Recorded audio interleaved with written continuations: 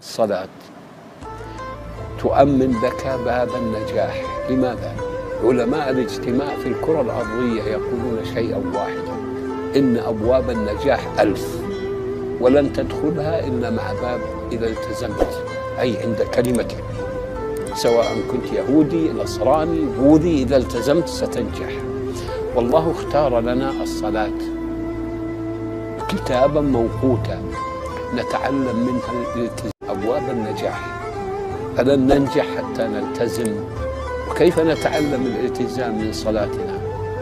هو أننا نصحو الفجر ونصلي، نأتي الظهر فنصلي، نأتي العصر فنصلي، والمغرب والعشاء، وهكذا كتابا موقوت نتعلم فيه الالتزام لندخل مع أول أبواب النجاح. لذلك تجد النداء للصلاة: حي على الصلاة، بعدها حي على الفلاح.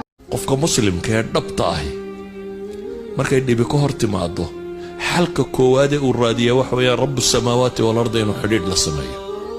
man biyadihi malakuutu kulli shay, ilaaha gacantiisa wax waliba ku jiraan, albaabkiisa inuu garaaco.